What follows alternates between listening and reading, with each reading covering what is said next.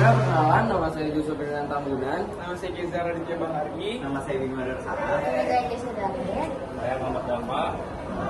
Dan kami di sini kami berlima akan melakukan Uji praktikum fisika yaitu kecepatan gravitasi melalui gerak jatuh bebas. Nah, sebelum kita mulai, saya ingin ngasih tahu apa itu gerak jatuh bebas. Gerak jatuh bebas merupakan gerak jatuh dari suatu ketinggian tanpa menggunakan kecepatan awal sehingga hanya dipengaruhi oleh percepatan gravitasi saja.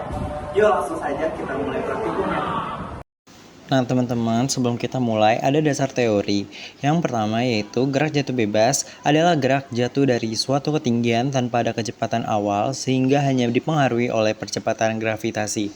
Dengan mengabaikan hambatan udara, semua benda jatuh bebas dalam medan gravitasi bumi memiliki percepatan konstan yang diarahkan menuju pusat bumi atau tegak lurus terhadap permukaan bumi dan besarnya gravitasi sama dengan 9,8 meter per second kuadrat.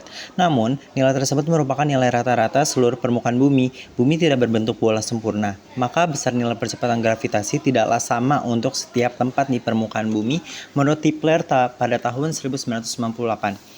Nilai percepatan gravitasi berkisar 9,7 meter per second kuadrat sampai 10 meter per second kuadrat menurut Chudney pada tahun 2017. Semakin tinggi suatu tempat dari permukaan laut, maka semakin kecil percepatan gravitasinya.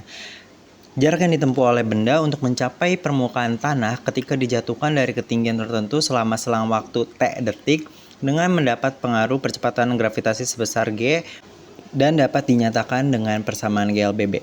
GJB dikelompokkan sebagai GLBB. Nah teman-teman, kita menggunakan rumus yang di atas. Pada gerak jatuh bebas, nilai F0 adalah 0 dan nilai A sama dengan G, sehingga persamaannya menjadi S sama dengan setengah GT kuadrat. Untuk memperoleh nilai G, maka persamaan menjadi G sama dengan 2S per T dikali S. Keterangannya, G adalah percepatan gravitasi, S ketinggian benda dijatuhkan, T adalah waktu sampai benda menyentuh lantai. Waktu tempuh benda hingga menyentuh lantai tidak dipengaruhi oleh massa benda. Jika dua benda dijatuhkan dari ketinggian dan tempat yang sama, maka kedua benda tersebut akan menyentuh lantai dalam waktu yang bersamaan, walaupun kedua benda tersebut memiliki massa yang berbeda. Oke, untuk bahan-bahan yang dibutuhkan tuh cuma ada 3, ini simpel aja ya. Yang pertama ada meteran buat mengukur ketinggiannya. Selanjutnya ada sticky notes buat menandai ketinggiannya. Selanjutnya ada bola sebagai benda yang akan jatuh bebas. Dan ada stopwatch untuk menghitung. Untuk menghitung waktu gerak jatuh bebas. 2, 2, 3. Sekarang coba kedua. 1, 2, 3.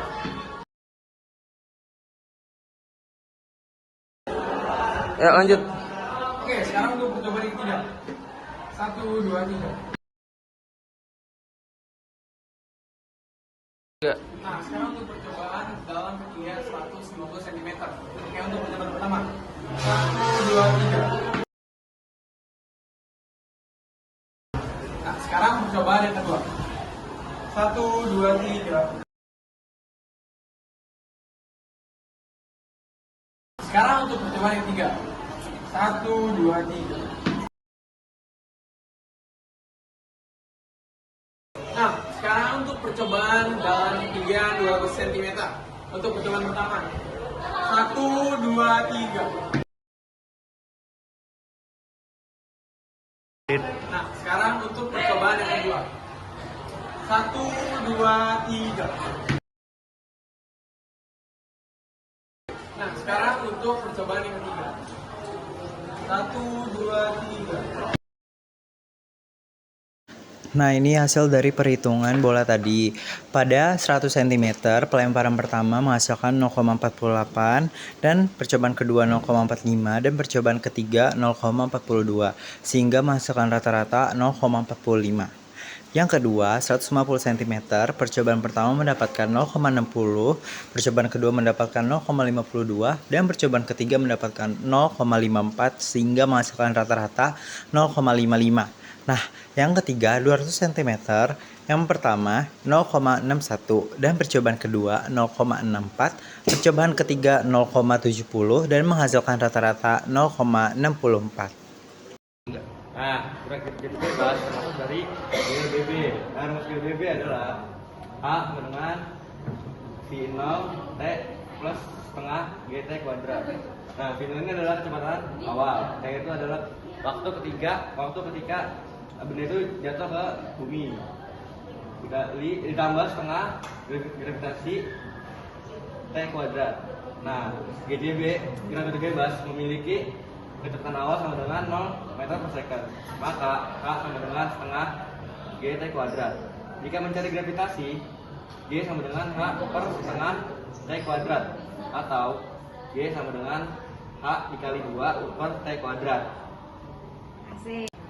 Oke teman-teman, di sini kita akan melakukan pembuktian tentang kecepatan gravitasi. Nah, di percobaan pertama kita udah dapet tuh rata-rata waktunya itu 0,45 second. Nah, dalam ketinggian 100 cm atau kita ubah konversinya ke 1 meter. Nah, kita masukin rumusnya. H itu ketinggian. Nah, H-nya itu kita 1 meter dan dikali 2 dan dibagi dengan waktu kuadrat. Nah, kita masukkan. Jadi 1 kali 2 sama dengan 2. Nah, untuk 0,45 kuadrat itu sama dengan 0,2025. Baik. Selanjutnya kita lakukan pembagian. 2 dibagi 0,2025 adalah 9,8,765. Intinya kita sudah mendapatkan di sini di percobaan pertama yaitu kecepatan gravitasinya itu sebesar ini. Nah, untuk satuannya sendiri adalah meter second kuadrat. Terima kasih. 3. Nah, pada percobaan kedua kita dapetin rata-rata waktunya adalah 0,55 second. Dan dengan ketinggian 150 cm kita konversi ke 1,5 meter. Dan jadinya gravitasinya itu 1,5 dikali 2 dibagi 0,55 kuadrat. Jadinya 3 dibagi 0,3025. Sama dengannya turunin, Jas. Maaf, sama dengan. Lanjut. Nah, 3 dibagi 0,3025 itu 9,97. Oh iya, katanya satuannya meter per second. Nah teman-teman, pada percobaan ketiga kita mendapatkan T sebesar 0,64 second dan hanya 200 cm kita ubah ke meter yaitu 2 meter. Nah kita langsung aja masukin ke rumus. Ini 2 kali 2 sama dengan 0,64 kuadrat sama dengan 0,4096. Nah setelah dibagi 0,4096 hasilnya adalah 9,7656 meter per second kuadrat.